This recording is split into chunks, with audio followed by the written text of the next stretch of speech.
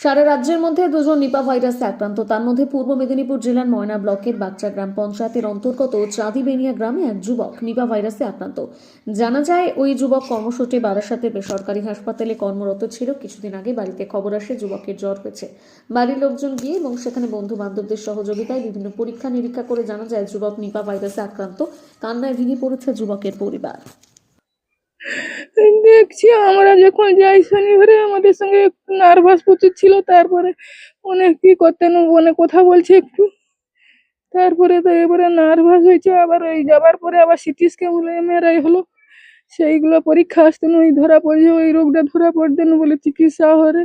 তার এমআরআই করার পরে আবার ছেলে কথা বলছে আমাদেরকে, বলে ভালো থাকো, তাই তোমরা চিন্তা করোনি, তোমরা খেয়েছো, আমাদেরকে বলছে এরকম বলার পর আক্রান্ত হলো জানলেন? ওই বলছি প্রথমে জ্বর হচ্ছে বলছিল, তারপরে বলে রে জ্বর ওই ওষুধ খেলে কমে যায় রে, আবার আসে রে। কতদিন ধরে জ্বরটা চলছে? ওই 2 দিন বাড়াবাড়ি হচ্ছে বলছি। আপনারা কবে ঠিক জানতে পেরেছেন? আমরা জানতে পেরেছি আজকে 12-13 দিন, 12-13 দিন জ্বরটা আর কি। জ্বরটা হয়ে আছে। তখন জ্বর আসতো কমই তো, আবার ঔষধ খেলে ডিউটিও করছে ওই ওইথের উপরে। খারাপ অবস্থার মধ্যে কতদিন আগে হয়েছে?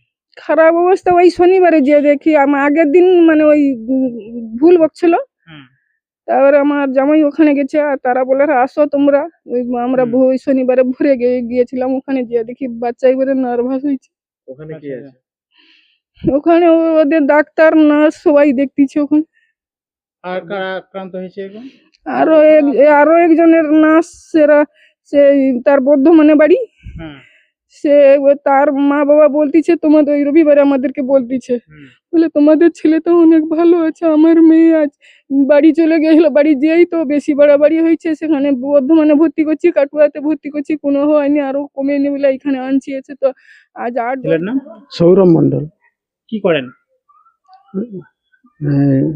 বারাসাতে নারায়ণী হসপিটালে কাজ করে।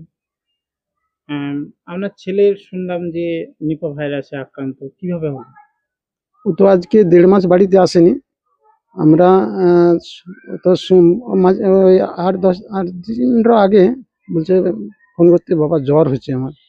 তারপরে আমি কিরকম ডাক্তার দেখা, তার বলে হ্যাঁ আমি ডাক্তার দেখাইছি, হ্যাঁ জ্বরটা একটু কমে গেছে। সেই অবস্থা আবার ডিউটি করতেছে, সেই হসপিটালে ডিউটি করতেছে। তারপরে আবার মানে আবার বন্ধু বান্ধব তারা বলতেছে একটু জ্বর কমেনি গো, হ্যাঁ এই 102-3 এরকম করে আজ কয়েকদিন জ্বর, 2 দিন জ্বর হচ্ছে। তারপরে আমি বলি তাহলে কি করা যাবে, না আমরা নার্সিং ওই হাসপাতালেই ভর্তি করে দিয়েছি। তারপরে মোটামুটি একটা কথা বলতো, আমার বাড়ির লোক ওরা ভিতরে যে গেছে দেখতে, তাদের সঙ্গে ঘোরাফেরা করছে, চলছে যা কিছু করছে। তারপরে ওই আমরা সেদিন গেছিলাম, একটু কথা বলছে, মানে চায় সেরকম তার নেই আর কি, হ্যাঁ টেমিনার নেই। তারপরে ওই তারপর দিন একটু কথা বলছে, তারপরে আর কথা বলেননি, মানে এমনি যেন পর্ব দুর্বল হয়ে যাচ্ছে। তারপরে তো বিভিন্ন রকম তার পরীক্ষা, ওর বন্ধু বান্ধবরা সেই হাসপাতালে সব রকম পরীক্ষা করে, কোনো কিছু বলে কিছু ধরা পড়েনি। তারা এমআরআই আর ওই যে কি আর কি বলে সিটি স্ক্যান, তারপর ওই সব করছে, বলে তার কিটা করতে বলে একটু ছাতে জল জমে গেছে, তার কি জল বার করছে ডাক্তার। তারপরে মোটামুটি এখন আবার আইসিতে দিয়েছিল, তারপরে এখন আইসি নিয়ে আবার কি করে আবার এমনি ইসে রাখছে। হ্যাঁ মোটামুটি এখন হাত পা একটু কি লাড় দিচ্ছে। এই পর্যন্ত 2 দিন, আজকে একটু আগে ফোন করছিলাম তার বন্ধুকে, বলে ওই একই রকম আছে।